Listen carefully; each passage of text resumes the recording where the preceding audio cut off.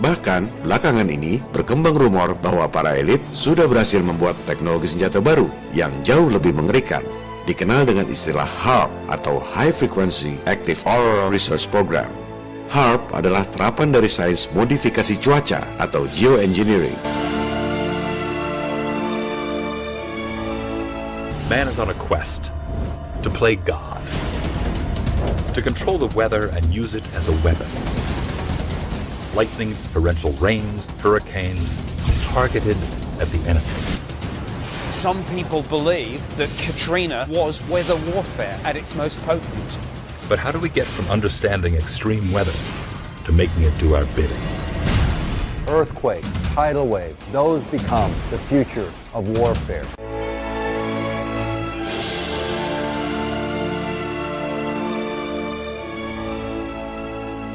Kabarnya, dengan stimulasi ionosfer secara artifisial, manusia bisa merekayasa bencana alam seperti angin topan, badai, gempa bumi, tsunami, bahkan bisa mempengaruhi pikiran manusia seperti hipnosis.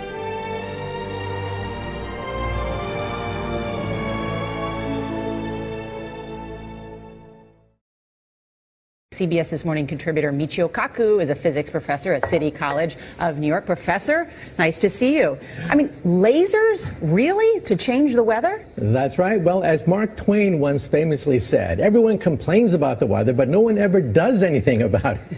Well, instead of doing a rain dance, we physicists are firing trillion-watt lasers into the sky to actually precipitate rain clouds and actually bring down lightning bolts. This time we're bringing in the laws of physics rather than simply waving our hands and uttering mumbo-jumbo. We're actually using trillion-watt lasers now.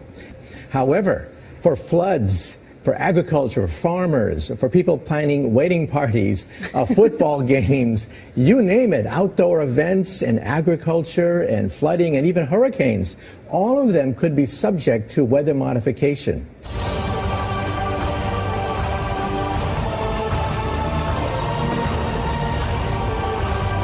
Bahkan, sebagian orang percaya bahwa berbagai bencana alam yang terjadi belakangan ini, seperti tsunami di Aceh, Palu, Jepang, dan lain-lain, adalah rekayasa buatan teknologi canggih HAARP ini.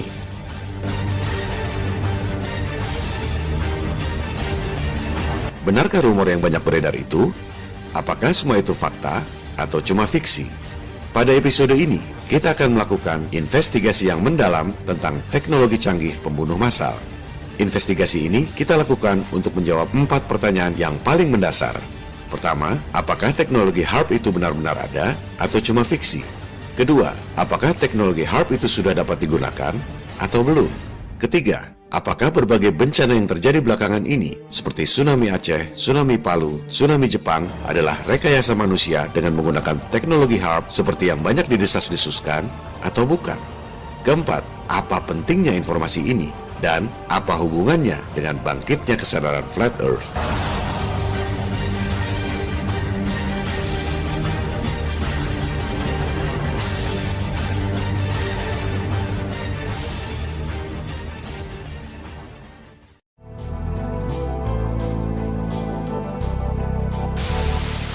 We will have an existential shock. A Type 1 civilization has the power of an entire planet. They control the weather. They mine the oceans. They control volcanoes. They control earthquakes. We are now witnessing the greatest transition in the history of the human race. And Venezuelan leader Hugo Chavez has once again accused the United States of playing God. But this time it's Haiti's disastrous earthquake that he thinks the U.S. was behind. Spanish newspaper ABC quotes Chavez as saying that the U.S. Navy launched a weapon capable of inducing a powerful earthquake off the shore of Haiti.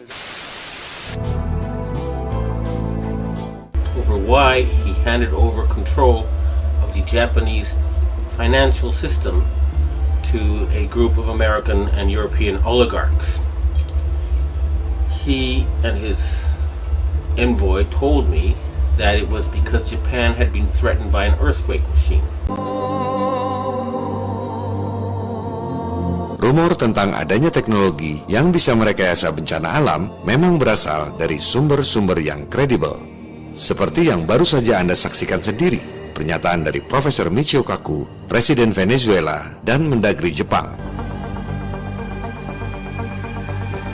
Berbagai dokumen yang kredibel juga merujuk adanya program pengembangan teknologi senjata cuaca ini. Teknologi geoengineering atau rekayasa cuaca ini memang bukan barang baru.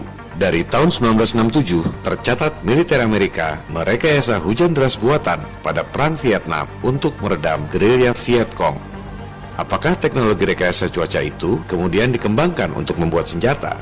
Jawabannya sudah pasti dikembangkan. Militer memang kerjaannya termasuk mengembangkan teknologi persenjataan. Itu memang tugas mereka. Maka dikembangkanlah teknologi yang disebut HAARP atau High Frequency Active Auroral Research Program. Yang mendanai adalah Gabungan Angkatan Udara dan Angkatan Laut Amerika. Sudah pasti ini proyek militer. Tapi kalau ditanya ke sumber-sumber resmi atau tanya ke pegawai yang kerja di sana, sudah pasti dibantah. Bilangnya ini proyek sains. Sebenarnya sama dengan NASA. Kalau ada potensi pengembangan teknologi angkasa luar yang bisa digunakan untuk menguasai teritori angkasa luar, sudah pasti dijadikan proyek militer. Betapa naifnya jika menganggap NASA adalah murni proyek sains.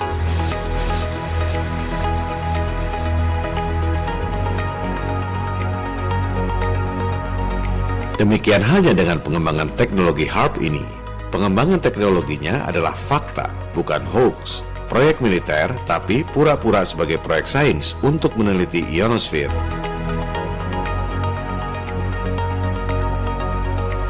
Maka, teknologi HAARP dikembangkan di Arizona. Fasilitas tersebut terdiri dari ratusan antena-antena radio, tapi bukan untuk memancarkan gelombang suara ke telinga Anda, melainkan untuk menembakkan gelombang frekuensi ekstra rendah atau ELF, extra low frequency, ke wilayah atmosfer yang disebut ionosfer.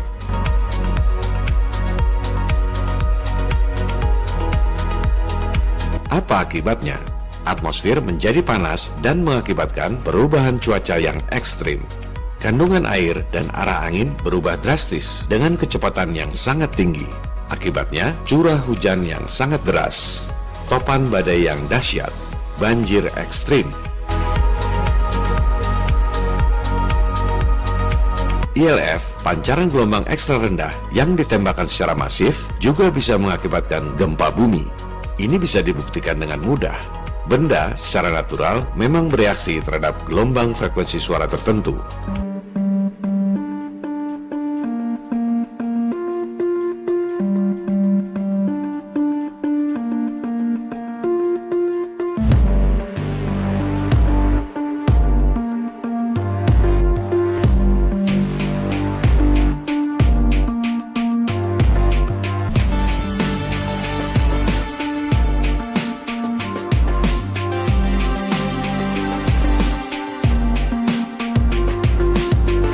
Dalam skala kecil, ELF memang membuat benda-benda alam bergerak yang bisa mengakibatkan gempa jika diterapkan dalam skala besar.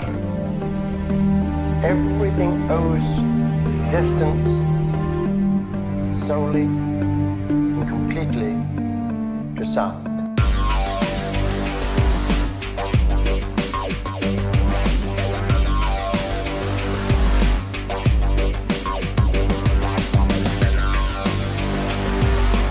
HAARP juga mengembangkan teknologi pembuatan halilintar. Ini juga merupakan potensi senjata modern. Tujuannya membuat halilintar buatan dan mengarahkannya pada musuh. Teknologi halilintar buatan ini mungkin tak asing buat sebagian pemirsa Flat Earth 101, sebab yang digunakan adalah Tesla Coil. Ya, betul sekali. Teknologi canggih modifikasi cuaca ekstrim ini, idenya berasal dari saintis super jenius yang pernah lahir di muka bumi, Nikola Tesla.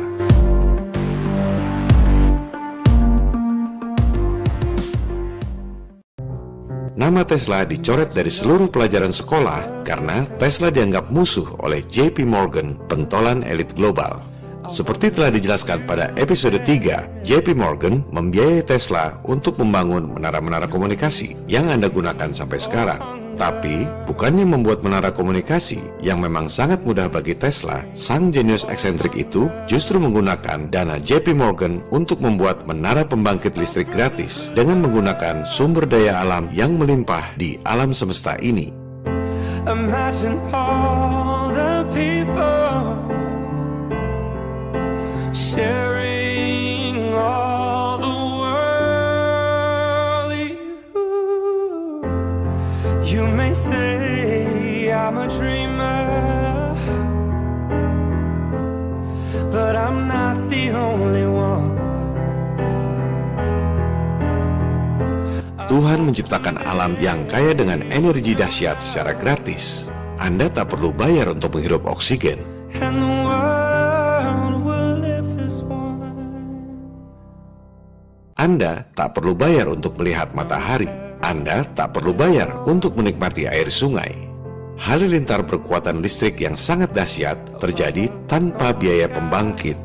Itulah ide Tesla, menciptakan teknologi berbasis sumber daya alam yang gratis untuk kebaikan umat manusia.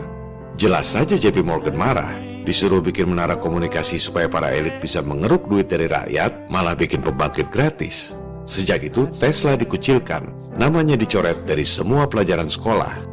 Tesla tidak dibunuh karena otaknya terlalu berharga buat dimatikan. Dia hanya dikucilkan, dibiarkan terus menuangkan konsep-konsep yang tak bisa dijalankan karena tak ada dana. Menunggu Tesla mati sendiri untuk kemudian menyita semua tulisan-tulisan, konsep-konsep yang tak pernah dipublikasikan dan tak pernah dicoba karena tak ada dana. Imagine all the people living life in peace. Maka, sejak Tesla wafat tahun 1943, mulailah timbul berbagai teknologi dahsyat yang dikembangkan dari tulisan-tulisan Tesla yang disita oleh penguasa. Sejak itu, mulai dikenal piring terbang yang seolah-olah makhluk dari planet lain. Insiden Roswell tahun 1947. Padahal, itu adalah piring terbang eksperimen dengan menggunakan teknologi Tesla yang sebelumnya dikembangkan oleh Nazi Jerman. Imagine no possession. I wonder if you can. Sejak itu pula, mulai dikenal konsep teleportasi, memindahkan benda dari satu tempat ke tempat lain yang dipopulerkan oleh film Star Trek. Itu adalah teknologi Tesla yang kemudian dilakukan uji coba oleh militer lewat proyek rahasia dengan kode sandi Philadelphia Experiment. Orang akan bilang, oh seperti science fiction di film-film ya. Padahal kebalik, justru film-film itu inspirasinya dari kisah nyata. You may say I'm a dreamer, but I'm not the only one. I hope someday you'll join us,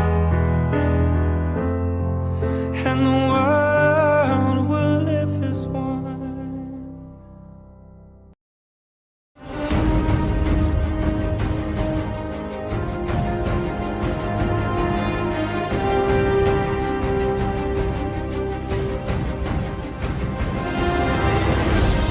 Ketika dikucilkan, Tesla menuangkan amarah terpendamnya pada para elit keuangan dengan mengembangkan teknologi Death Ray yang bisa melumpuhkan angkatan perang.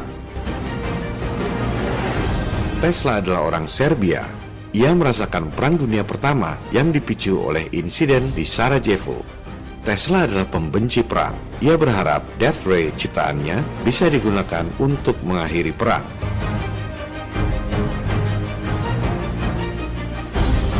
Teknologi inilah yang kemudian disita ketika Tesla wafat dan dikembangkan menjadi HARP.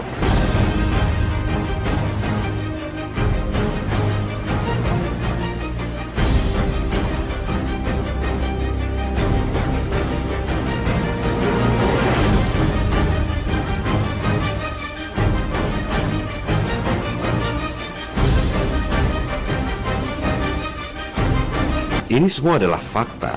Konsepnya valid. Pengembangan teknologinya juga fakta. Pertanyaannya, apakah teknologi HARP ini sudah bisa digunakan atau belum?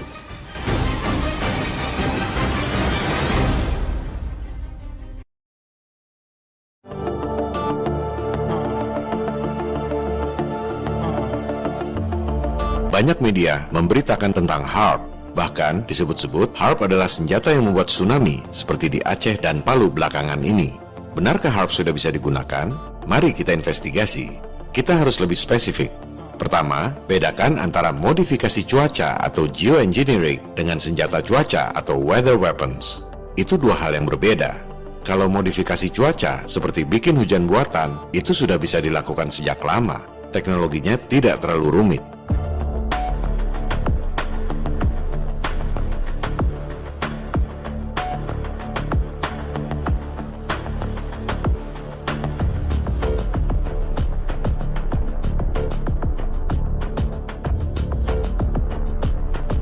Kedua, bahwa teknologi modifikasi cuaca itu kemudian dikembangkan jadi senjata juga sudah pasti. Militer memang kerjaannya seperti itu. Ketiga, dalam skala lab memang terbukti metode HAARP kalau ditembakkan ke atas secara masif bisa membuat cuaca ekstrim, yaitu perubahan atmosfer secara drastis yang mengakibatkan angin topan, hujan deras, dan banjir. Kalau ditembakkan ke tanah, jika diterapkan dalam skala besar memang bisa membuat gempa. Kalau ditembakkan ke air dalam skala besar, bisa membuat air bergelombang seperti tsunami. Tapi, apakah teknologinya sudah bisa digunakan dalam skala nyata? Belum tentu. Kenapa? Karena untuk merubah atmosfer yang begitu besar dan luas, dibutuhkan energi yang sangat besar. Saya tidak yakin mereka sudah punya pembangkit energi yang begitu canggih.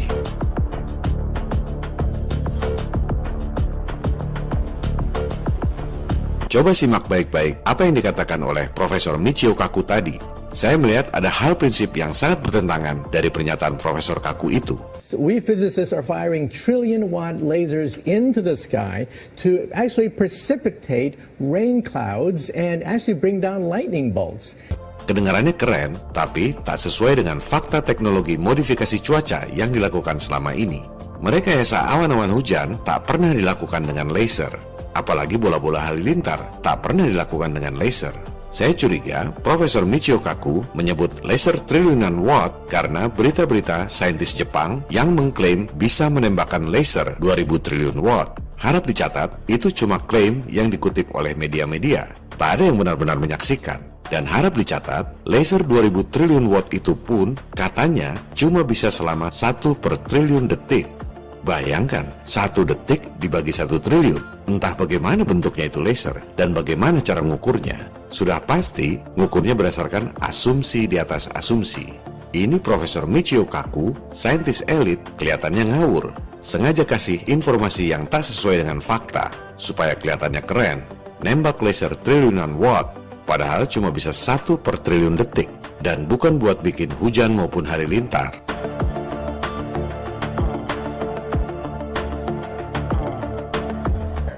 What is the European Union? Because we're seeing the beginnings of a Type 1 economy. Huge planetary trading blocks are the beginnings of a Type 1 economy.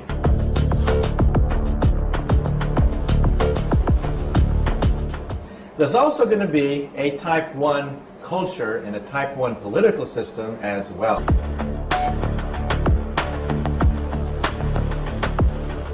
Some people don't want it. They fear this transition. These are the terrorists.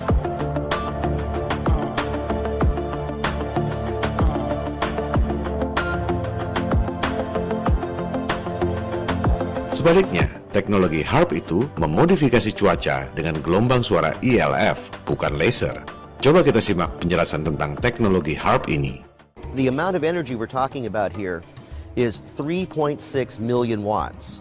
To give you an idea of what that is, the largest legal AM radio station in North America is 50,000 watts. HAARP is 72,000 50,000 watt radio stations. Kedengarannya keren, 3,6 juta watt atau 3,6 megawatt. Kalau dibandingkan dengan antena radio, ya memang besar. Tapi, untuk ukuran daya yang mampu merubah kondisi atmosfer, 3,6 megawatt itu masih jauh dari triliunan watt yang dibutuhkan. Bahkan, untuk ukuran pembangkit listrik biasa pun, 3,6 megawatt itu kecil sekali. Coba kita investigasi, seberapa besar daya yang mampu dihasilkan oleh pembangkit listrik yang ada di dunia saat ini. Bagi yang belum paham, daya itu ukurannya adalah watt. Coba Anda riset, berapa kekuatan pembangkit terbesar di dunia ini? Ini adalah studi yang dibuat oleh British Gas. Pembangkit listrik dengan daya terbesar di dunia adalah di Three Gorges Dam, China. Kapasitasnya 22.500 megawatt alias 22,5 triliun watt. Ini baru powerful. Sumber dayanya apa? Hydro alias air.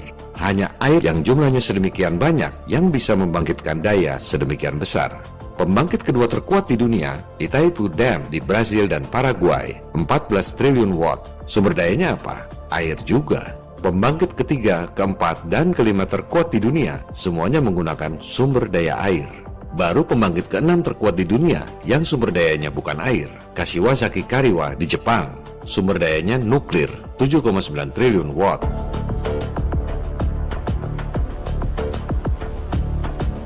Intinya apa? Dibutuhkan upaya yang sangat besar untuk membuat daya triliunan watt. Fasilitasnya saja sebesar itu. Untuk membangkitkan daya 7,9 triliun watt, dibutuhkan reaktor nuklir seluas 4,2 km persegi. Antena-antena radio HARP itu cuma 3,6 megawatt. Butuh 1000 kali lebih besar untuk menciptakan daya triliun watt seperti yang disebut Profesor Michio Kaku tadi. Secara teori, memang bisa saja menembakkan ILF secara masif untuk merubah atmosfer secara drastis. Pertanyaannya, seberapa besar energi yang dibutuhkan dan dari mana energi itu didapat? Di mana pembangkit listriknya?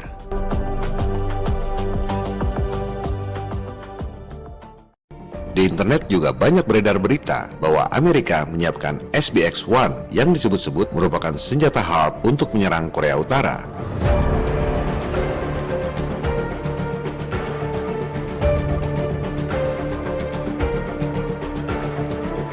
Harap Anda saring dulu informasi sebelum menyebarkannya kepada orang lain. Di mana ada senjata HARP bentuknya seperti itu? Yang bentuknya seperti bola golf itu adalah radar, bukan senjata HARP. Kecuali kalau Anda sudah riset dan dapat referensi yang kredibel bahwa HARP bentuknya seperti radar golf itu, barulah Anda boleh sebarkan informasi. Juga, kalau itu HARP yang bisa dibawa-bawa mobile seperti itu, berapa watt kekuatannya dan sumber energinya apa?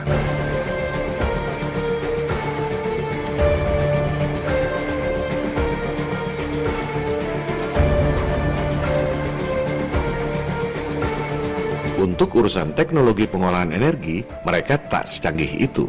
Kalau untuk teknologi elektronik, iya memang mereka canggih. Anda bisa lihat bedanya komputer digital yang pertama tahun 1943 dibandingkan dengan komputer digital saat ini. Jauh sekali perbedaannya. Kenapa? Karena bisnis, supply and demand. Marketnya adalah penduduk yang daya belinya tidak seragam. Maka, industri berlomba-lomba membuat peralatan elektronik yang lebih canggih dengan harga yang lebih murah. Begitu pula teknologi elektronik seperti mobile phone. Betul mereka canggih. Anda lihat perbedaan mobile phone yang pertama tahun 1983 dengan smartphone di zaman sekarang. Mengapa kemajuannya pesat? Karena bisnis, supply and demand. Permintaan pasar memicu industri untuk bikin produk yang lebih canggih dan lebih murah. Teknologi elektronik seperti CGI, jelas mereka sangat canggih. Kemajuannya pesat.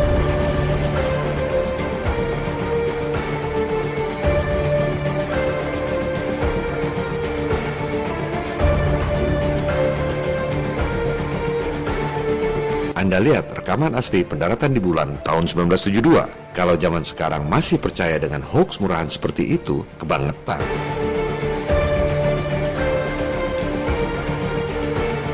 Tapi, kalau teknologi roketnya seperti jalan di tempat, tak ada bedanya roket tahun 1950-an dengan roket sekarang. Tak seperti pesatnya perkembangan teknologi komputer atau mobile phone. Mengapa teknologi roket tak maju-maju? Lagi-lagi, bisnis, supply and demand. Roket cuma buat terbang sebentar, setelah itu miring untuk menghindari langit yang pendek, kemudian diledakkan di tengah laut. Tinggal serpihan-serpihan yang tak ketahuan karena tak ada yang merasa kehilangan. Buat apa bikin teknologi roket yang lebih canggih? Teknologi energi juga seperti jalan di tempat. Pembangkit listrik yang dayanya paling besar tetap saja tenaga air. Nggak beda dengan Niagara Falls yang menggunakan teknologi Tesla 120 tahun yang lalu. Ironisnya, yang pertama menyebarkan informasi detail tentang cara kerja HARP justru media-media mainstream seperti History Channel, CBS, dan lain-lain. Berikut pembuktian di lab dan animasi yang canggih. Ini bukan kerja amatiran. Juga, saintis elit seolah mengkonfirmasi teknologinya. Cukup meyakinkan bahwa HARP sudah bisa digunakan. Tapi mereka nggak cerita faktor yang sangat penting, yaitu berapa energi yang dibutuhkan dan sumber dayanya dari mana untuk merekayasa atmosfer secara masif dan drastis. Sehingga berita-berita di media mainstream itu tampaknya seperti propaganda teror untuk menakut-nakuti umat dunia, seolah-olah sudah ada senjata cuaca yang mampu membuat bencana agar orang-orang seperti Anda pada takut dan tunduk pada segelintir orang dalam tatanan dunia baru, New World Order. Atas dasar itulah, saya saat ini menyimpulkan bahwa belum ada bukti yang meyakinkan bahwa HAARP sudah bisa digunakan seperti yang digembar-gemborkan selama ini. Kuncinya adalah pembangkit energinya. Selama belum nemu bukti adanya pembangkit triliunan watt yang mobile, saya belum bisa percaya bahwa HAARP sudah bisa digunakan. Tapi kita tetap open mind. Pendapat kita bisa saja berubah kalau belakangan nemu bukti yang meyakinkan. Dan kita tetap harus waspada, karena bisa saja ada perkembangan baru sehingga HAARP bisa digunakan.